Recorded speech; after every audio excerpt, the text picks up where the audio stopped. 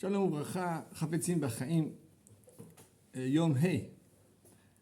On a dit qu'on ne peut pas raconter des mauvaises midotes qu'on voit chez quelqu'un, que même ce sont des midotes comme ça qui sont extrêmement courantes, c'est-à-dire que beaucoup de gens sont dans ce problème-là, et même si on voit que cette personne-là elle-même ne ressent aucun complexe à cela, qui s'habitue à ça et qui n'a aucun problème. Malgré ça, on ne peut pas en parler. Par contre, et là c'est important, parler à nos proches, par exemple son fils, son élève, lui dire je te conseille de ne pas être ami avec telle ou telle personne, parce qu'il a vu, parce que j'ai vu qu'il a de la colère, qu'il a de l'orgueil, qu'il a du cynisme, et qu'il est batlane, qu'il aime perdre son temps. Ça oui, on a le droit. Et on peut même raconter pourquoi. Pour qu'il fasse attention. On rentre dans la toilette. C'est-à-dire que ce n'est pas quelque chose qui va pouvoir se régler autrement. C'est-à-dire tant que la personne ne songe pas, il vaut mieux que je l'éloigne de ça. Alors, évidemment, on parle dans un cas où il y a une havamina, il y a une hypothèse que mon enfant, mon élève, mon ami devienne l'ami d'un tel. Juste raconter. Aujourd'hui, il y a ce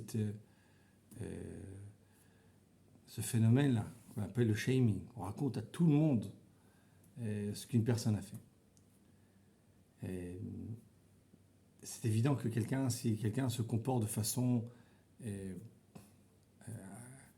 négative, quelqu'un qui a causé des dommages, il faut qu'il paye pour qu'est-ce qu'il a fait. Il y a des tribunaux, il y a des bétadines, des tribunaux rabbiniques, pour faire en sorte que cette personne-là, cette personne coupable, trouve un dédommagement qui convient à ses victimes. Parler de ça en public, on sait que c'est très à la mode. On a l'impression que c'est la seule façon de défendre les victimes. Elles veulent savoir que c'est assaut. C'est complètement assaut. On peut en parler. Il y a des cas où on a le droit à les farcem. Évidemment qu'on a le devoir même d'être mefarcem. Mais que chacun d'entre nous dit ça, et pour éloigner les gens, il faut... C'est-à-dire que même si c'est vrai, même si j'ai vu, il faut savoir que ça doit être memoukat, ça doit être uniquement aux personnes qui sont concernées, uniquement vis-à-vis des personnes dont on sait qu'ils risquent de s'approcher de cette personne-là.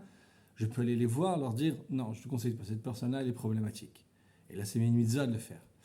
Mais de publier ça, que tout le monde, que toute l'humanité sache que mon voisin d'en face est quelqu'un de malhonnête, quelqu'un qui crie sur les enfants quand ils passent dans la rue, ça, personne n'est obligé de savoir. C'est-à-dire que ce n'est pas toute la terre qui est censée le savoir, juste ceux qui sont proches.